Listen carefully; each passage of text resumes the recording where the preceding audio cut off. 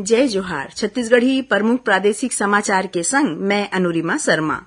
प्रधानमंत्री नरेंद्र मोदी काली video conferencing के माध्यम ले प्रधानमंत्री जनजातीय आदिवासी न्याय महाअभियान पीएम जनमन के चलत प्रधानमंत्री ग्रामीण आवास योजना के 1 लाख लाभार्थी मन बर पहला किस्त जारी करही। ए मौका म ओमन एक कार्यक्रम ले लाभ मिलैया मन संग गोड़बात घलो करही। प्रधानमंत्री के आह्वान ले मंदिर तीर्थ स्वच्छता श्रमदान कार्यक्रम के चलत रायपुर के वीआईपी रोड स्थित श्री राम मंदिर परिसर में मुख्यमंत्री विष्णुदेव साय साफ सफाई अभियान की शुरुआत करीन। ओमन प्रदेशवासी मन ले आग्रह करीन कि उहू मन अपन तीर्थ अखार के धर्मस्थल मंदिर गुरुद्वारा के घलोक सफाई करें।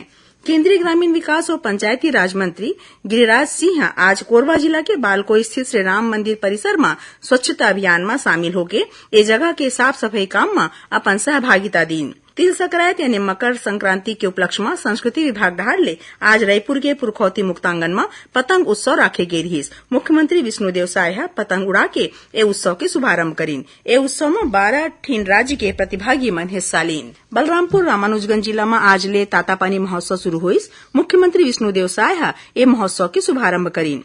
22 जनवरी की अयोध्या में श्री राम लला प्राण प्रतिष्ठा रामोत्सव के मद्देनजर छत्तीसगढ़ में जिला विकास खंड स्तर में भक्ति में सांस्कृतिक कार्यक्रम राखे जाही।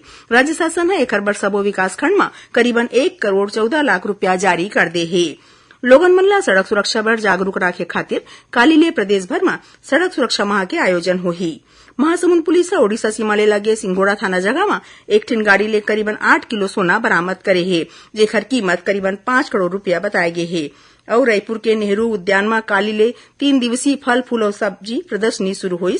कृषि मंत्री रामविचार नेताम ए प्रदर्शनी के उद्घाटन करीन। एरी सब तक के प्रमुख प्रादेशिक समाचार। जय जोहार।